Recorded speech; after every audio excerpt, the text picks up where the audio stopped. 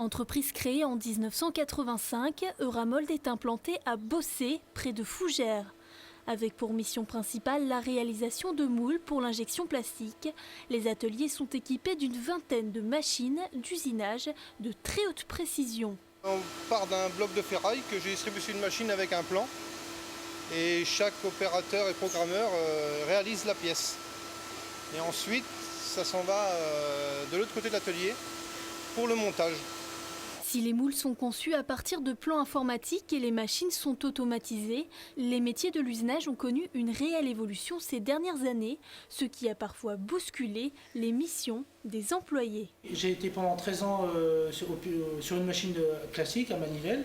Ensuite, je suis passé sur commande numérique et après en programmation. C'est vrai que les outils ont évolué, c'est incroyable. Enfin, oui, là, il y a l'informatique, tout ça, on s'est adapté. Oui. Parce que l'informatique, je l'ai appris ici sur le tas. J'ai jamais pris d'un coup de cours d'informatique. Et puis, bon, quelque part, il y a la passion derrière. Aujourd'hui, ce sont 16 personnes, principalement des tourneurs-fraiseurs, qui travaillent pour Euramold. Et si la société connaît une constance dans son chiffre d'affaires, environ 2 millions d'euros, le recrutement est l'une de ses principales difficultés. Donc ce sont des métiers qui sont méconnus, parce que mécanique veut probablement dire environnement pas très agréable, alors que c'est absolument pas le cas du tout. Donc on travaille dans des environnements très très propres, du fait de la précision qui est attendue.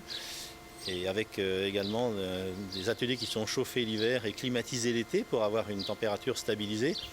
Donc aujourd'hui, c'est la méconnaissance surtout de la mécanique de très haute précision qui fait que les candidats, bien sûr, ne sont plus nombreux pour suivre ces formations-là. Une pénurie de candidats qui cause déjà problème pour remplacer les départs en retraite.